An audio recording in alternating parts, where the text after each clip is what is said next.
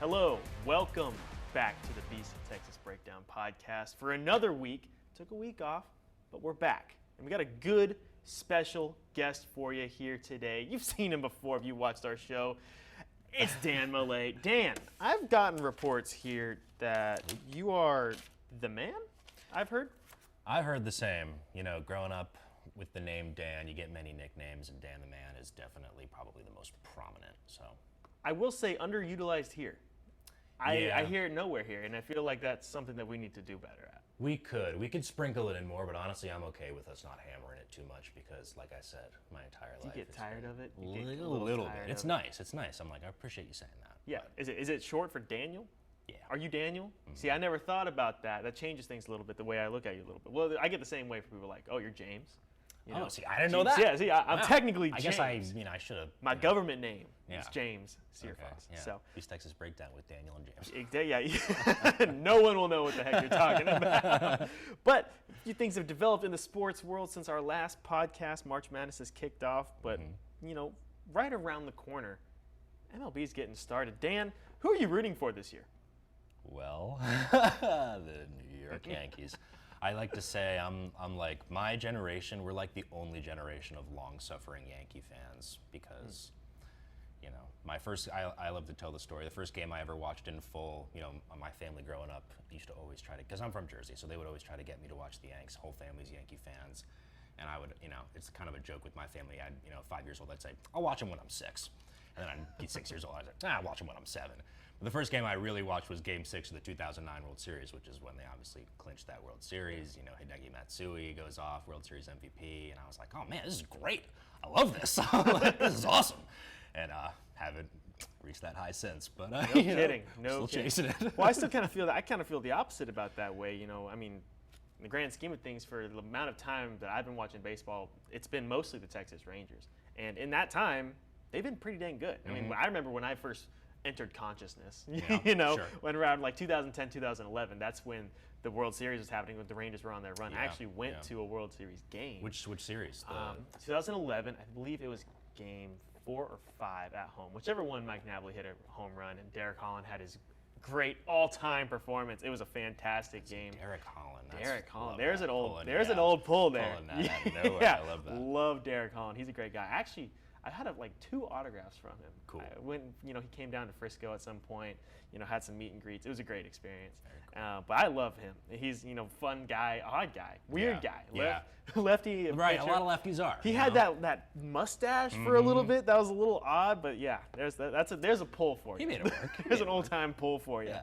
Oh man, but the whole playoff baseball coming around the corner takes us right into how we're going to kick off this podcast. We kicked it for the end of the time mostly. We're going to bring it to the front. Things you love to see. Okay. Love to see it. I personally went into a little bit of a different direction for things I love to see. Check this out. The boomstick is back in the form of the boomstick burrito. This is over at the Texas Rangers Stadium, that new stadium they got. Now the boomstick, clearly, it used to be named after Nelson Cruz. I was going to say, that's the Nelson Cruz. Classic. That was his nickname, boomstick. Used to be a hot dog, 3-foot-long hot dog. I didn't know. Chili on it. It was fantastic. Why'd they discontinue it? Well, because they, got to upgrade, Okay. elevate. Sure. Now this this burrito, this burrito has a 26-inch tortilla, rice, beans, taco meat, nacho cheese, pico, lettuce, sour cream. It's 3.5 pounds, Dan. Wow.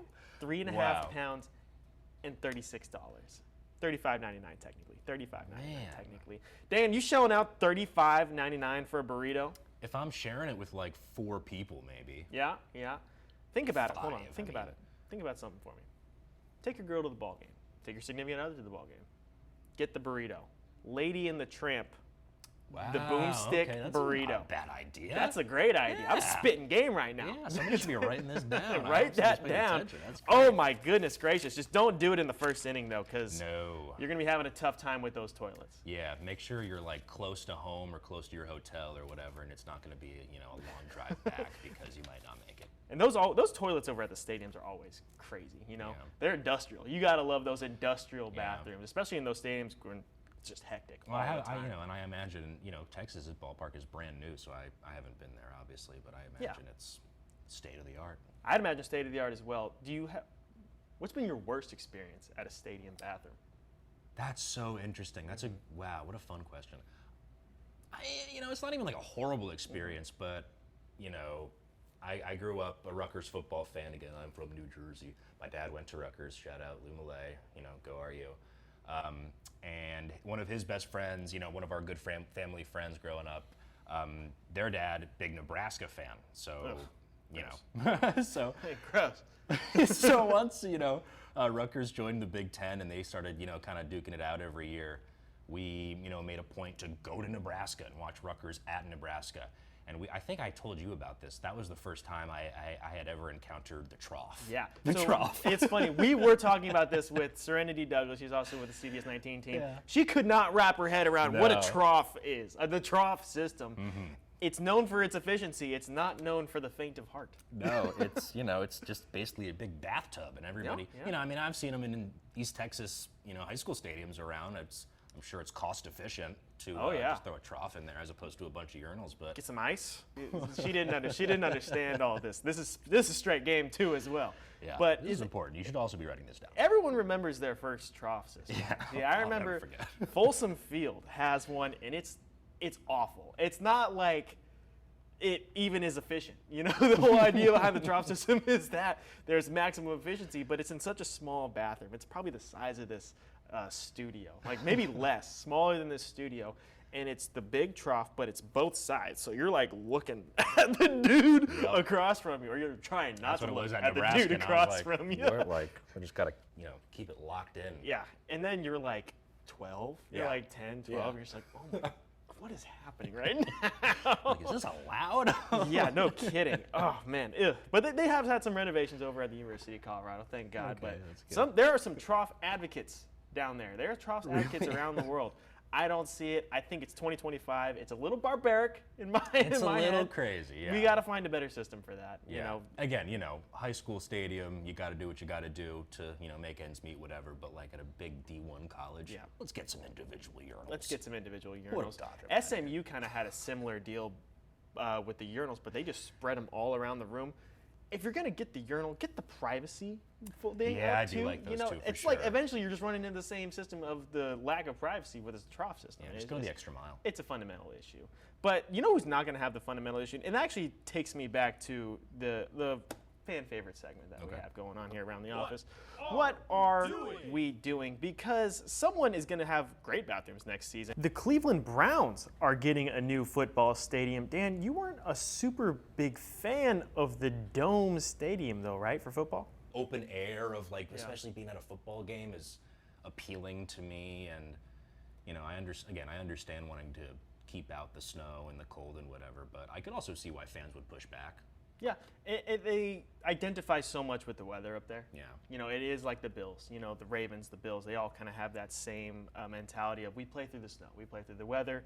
It's a tough man sport. Right. We got to battle this out. But in reality, you're not hosting a Super Bowl. Yeah. It's too cold. The Super Bowl is going to go back to New Orleans or whatever the heck it is all the time. Yeah. So it's kind of better, for the system, for the NFL as a whole, but fan-wise, I'd rather see some elements. You know what I mean? Yeah. At some point, I think our kids and our kids' kids, we're gonna forget that football is played outside. In the scary professional thought. world, grass is turf grass. It's all gonna be so synthetic. Air conditioning, the whole thing. Yeah. It's gonna feel so weird that at some point we're gonna forget that sports were played outside. And Yeah. baseball's even kind of headed in that direction as well with all the Yeah. domes and stuff like that. And it's interesting you say that because I remember, back when I was just a reporter, but I would, try to pitch sports stories always, obviously. And, one big thing in the NFL going on was, I forget who I think it might have been Aaron Rodgers had recently gotten injured, and it was, everybody was freaking out about the turf field, and now the players were saying, we want to go back to grass, we want to go back to grass. And, I think there's studies that, kind of point to either direction, this is better, that is better. But that's, I hope you're wrong about that. I mean, not to say, Jimmie, Yeah. I hope you're wrong, but that's a scary thought. I remember in high school, everyone around our district on the baseball field was moving to a turf facility, turf fields. My high school was one of the last ones. They might still have grass, but it's because our coach, he would fight tooth and nail. He arguably cared more about it than the baseball team itself. They had a grass baseball field because he would get out there every day and mow it. Dang. It was weird because he did it shoeless. So they were like, Coach, put your shoes on. Like a grounding kind of thing? Put the dogs away. I don't know. You know. Not a hippie in any kind of way. Just a Texas guy who likes mowing the grass. That's so funny. You know? Well, because I remember Matt Carpenter came over to the Yanks a couple of years ago, and that was a thing for him was grounding. That was when he kind of had like a crazy resurgence. So there would be videos of him pregame just walking around the outfield in his bare feet. Some Aaron Rodgers type stuff. Yeah, I mean he was going crazy that year. So I was like, hey, whatever works. He turned back the clock that year, big time. But you know, these big time stadiums like the Cleveland Browns. Sometimes they host these big tournaments, you know, not only just Super Bowls. We've seen NCAA tournament championship games be played in those kind of stadiums with just massive crowds. It was in Minnesota that few times, right? And, you know, in the Metrodome, I think, but even more recently in that new Viking Stadium, I'm pretty sure they held a championship there. I could be wrong on that. We've seen that it's just too big, to be honest, for these basketball games because you end up sitting. The court's down here, and we're all the way up here. You can't see anything. You're paying $1 gazillion for a ticket. Dan, the NCAA tournament's happening right now. Are you paying attention to it? Because a lot of people aren't. A lot of people are complaining there's no storylines. There's no upsets of notable games going on, no fancy, cool players to pay attention to. Is this something you're watching this year?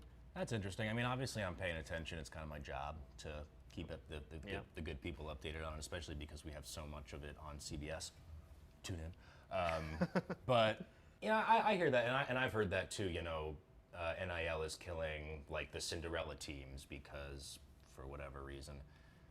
And honestly, I mean, I would have to go back and do a little research to back up what I'm about to say, but I feel like there's not a crazy Cinderella story every year. It happens a lot, but I feel like, I don't know, when it happens, it sticks out in people's brains. So I feel like the fact that it's not happening this year isn't the craziest thing ever. I'm sure there have been years in the past where it's well, there's a lot of good teams in the Sweet 16 that we kind of expected to be here sort of thing. So, how's your bracket doing? Yeah, no, it's not great. I had St. John's in the final, so. Ooh, yeah, that's a toughie. I liked them too. I didn't take them to the finals. I actually had Arkansas beating them in that game. There you go. But then I switched it last second. But on my other brackets, I ended up doing all right. Okay. I kept it there. I actually am doing pretty dang good.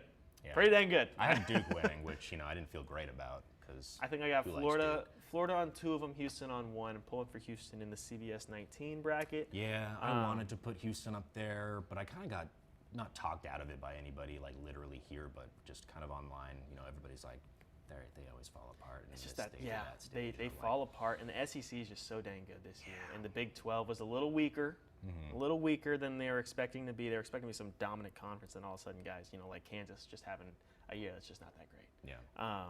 But my bracket is doing pretty good. Do you have a favorite storyline? There has been a few that have come around this year. Actually, really, the only one that comes to mind is that McNeese kid. I was going to say that. Yeah, I was going to say that.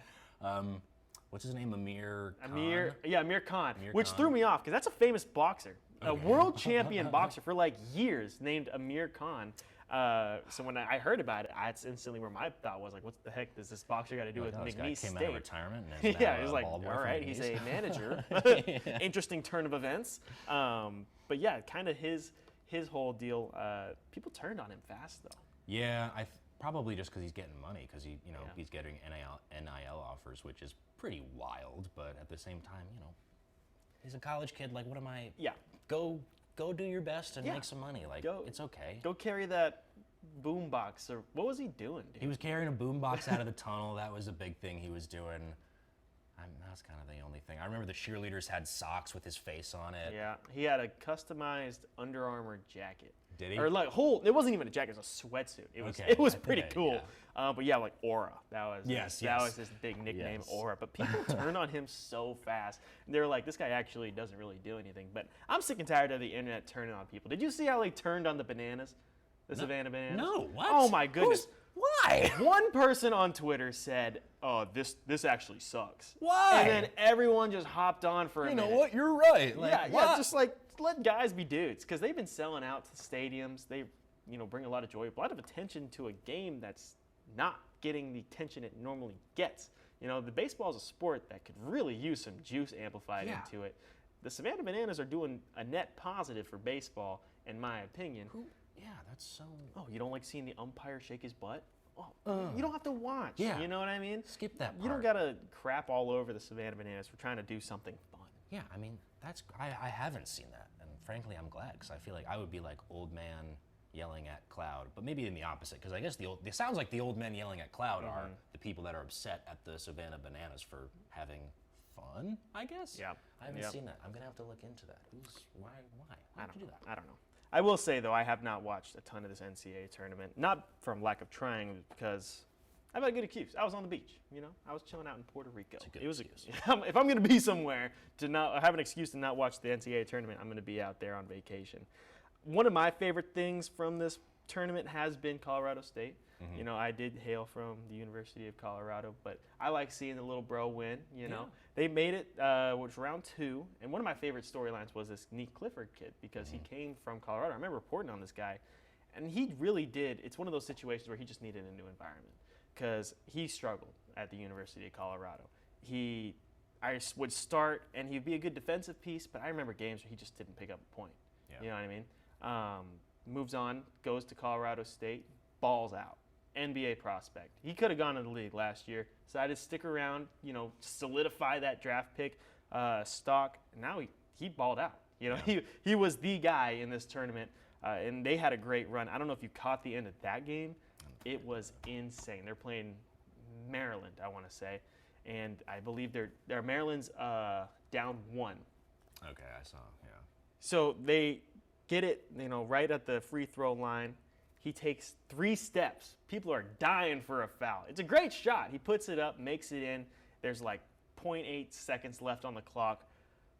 But they're calling for the travel, and it just never comes. And you watch basketball, that's something you expect. But you hate to see it, go out that way. Yeah, you hate to see any call in the final seconds. And that's why a lot of times I feel like the refs kind of just swallow their whistle, especially on a last play like that. So even if unless somebody gets like hammered, like for example, like they're probably not going to call a foul. Not that he got fouled, but in a similar situation, which I'm mostly okay with, because nobody wants to see the game end at the free throw line. Yeah, exactly. Kind of thing, I am generally in favor of it. As a referee, you don't want to make the game about you. Yeah, that's the last thing you want to do. But what you're talking about, maybe that is a little bit of a different situation. I haven't watched the play in slow motion or anything, and honestly, the first time I watched it, I didn't think, oh, he traveled. But maybe I should watch it again. Yeah, well, my bracket's still alive. Your bracket technically is still alive. People think just your bracket's busted just because you got a few wrong. Until your guy that wins it all is out, your bracket's fine. Yeah. You are just fine. I am currently in 3rd place in our bracket here at CBS 19. Good for you. Beating the bosses. Beating the bosses. That's what matters. I think I'm literally like bottom half. Oh, that's tough. That's tough. It's kind of ridiculous. Like, you do so much research. Not that I did a ton of research, but like the best bracket I ever had, I think, was when I joined like my dad's work league when I was like 10 years old, and I just like and I like finished second out of his like entire company or whatever somehow. And now that you try to put a little thought into it, and it's like nobody can predict. You got to turn your brain off, yeah. Especially in March. But generally, favorites have been picked. Favorites have been winning this year, so It's kind of been the golden ticket this way. And look, I know we're wrapping up right now, and there wasn't a smooth transition into this, but I could not avoid our Heck Yeah play of the week, because, Dan, it's a good one. First of all, heck yeah. Heck yeah. Heck yeah. Play of the week. Dude, this girl, tell me about this girl, because she just crushes. Yeah, so this is Jana Rucker of Gilmer Softball. So this is against Pine Tree, I believe last weekend, maybe last Friday, last weekend. But her team's down 3-1 in the 6th inning here, so she rips a home run. It's a 3-2 game now. Everybody's feeling real good. But I love that they come out, and I love her like little pimp job that she did. Check it out. Boom! Yeah. Oh, she got all of that. She absolutely knows. So that was pretty awesome. And then later on, I'm sure you probably have the video, but later on, same inning, Gilmer Softball just goes on a crazy run, and she pops a 2nd home run in 1 inning. Dude, 2 home runs in 1 inning. I've never even heard of that. Yeah, it's ridiculous. There's that whole 2 home runs in 1 game, 2 grand slams in one game was the big thing that Fernando Tatis did, but I've never heard of 2 in 1 inning. That's ridiculous. Yeah. And then she went and crushed another one yesterday. Yeah. this girl can mosh. Yeah, I was at Kilgore yesterday for their game, you know, because she's going to be our player of the week. Spoiler alert. I don't know when this comes out, so it's fine. Yeah, okay. But yeah, and so, you know, and we were kind of talking in the meeting before. I'm like, yeah, I'm going to go to this game, and everybody's like, oh, hope you get some good video. Hope she does well. Pops a homer in her first at bat, and then later on she gets a second at bat in the inning. You know, not dissimilar from that, and then rips an RBI double down the line. So I'm like, all right, wonderful. Play of the week. Yeah, love to see it. Even before the Pine Tree game, her coach told me when I interviewed her before the Kilgore game yesterday. They played Pine Tree during the week before that, or I'm sorry, they played Henderson during the week before that Pine Tree game, and she hit another home run. So she's got 4 home runs in Gilmer's last 3 games. Like she's just on a roll. That's fire. Judge-like. It's Judgian. I did see a report today that he made the roster. Yes, he did. All right, good for him. He's I was the a little worried about that. I was a little worried. Well, that's all the time I got for you here today on the Beast Texas Breakdown. We'll see y'all next week. Dan might be back. Who knows? News is a fun business. We'll see y'all.